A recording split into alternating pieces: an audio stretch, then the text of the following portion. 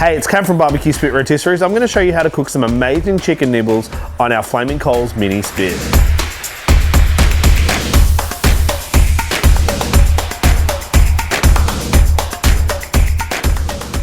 Hey guys, I'm going to show you through a really simple way to do chicken on the spit.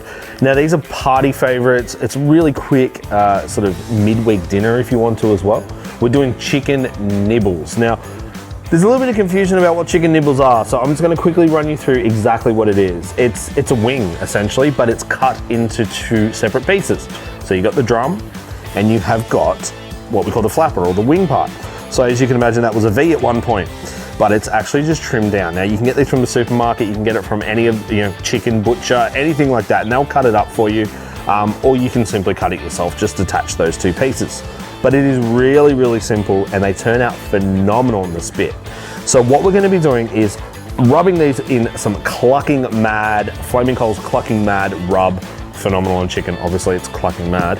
And we're gonna be using the basket. Now this basket in particular is super easy to use. I really enjoy it.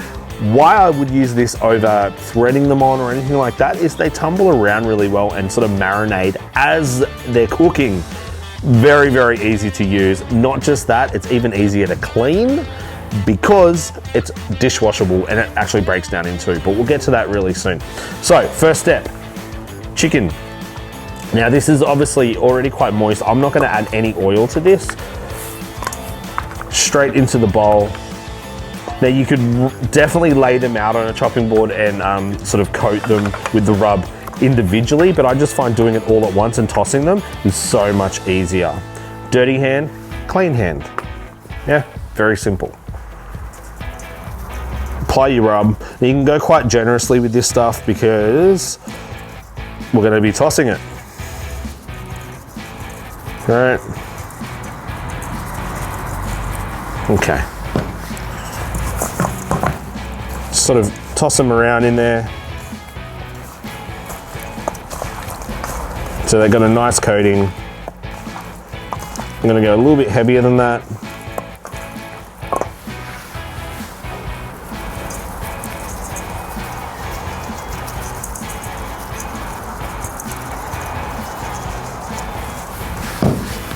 Making sure we coat as much of it, that nibble as we can.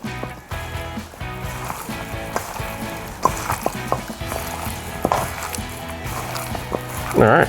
Now we're going to put them in the basket. Like, this is the simplest basket to use. So there is a latch at the front.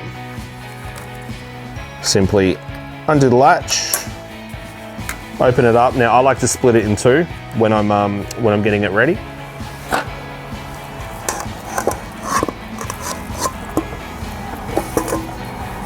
Straight in.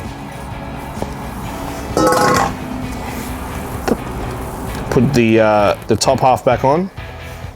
Latch it up, put it on the spit. All right, let's go put it on the spit. Guys, I'm gonna show you another easy way to get your charcoal started. This apparatus here is called a charcoal chimney. It's pretty easy to use. It does take a little bit longer than other methods, but what it does, it relies on oxygen to really fuel getting that charcoal going.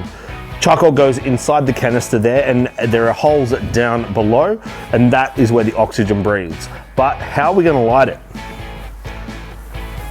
Charcoal starters. So there's a few different ones on the market. I personally really like using these. It's compressed cardboard, it's all 100% natural, so you don't get that real chemical smell from them, which is often a pet peeve when people are cooking on charcoal or starting this way. Now I generally lay 5 out to begin with, as you can see there in the bottom. I'm gonna go ahead and light them. Now that they're lit, we're just going to pick up the chimney and put it over the top of the fire lighters. Now that's gonna take 10, maybe 15 minutes to really get going. Once those fire lighters are burnt out, the charcoal's pretty much ready to pour out into the spit.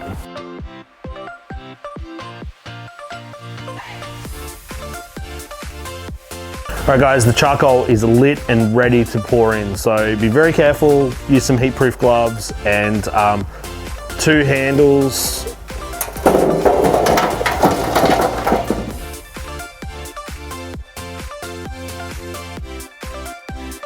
All right guys, so let's get these chicken niblets onto the spit.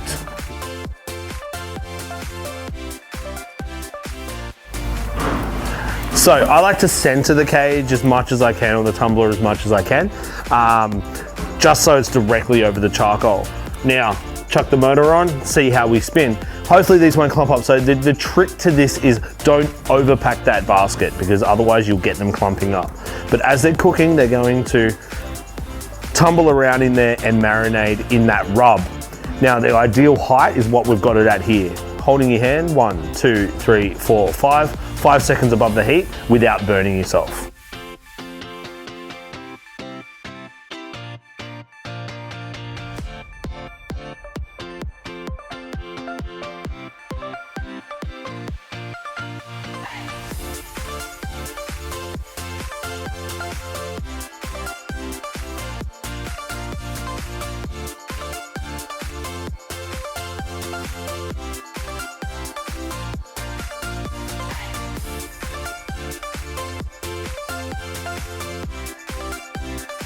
So these are crisping up really nicely. I reckon they're ready to come off, but with chicken, we need to be really careful. So, probing.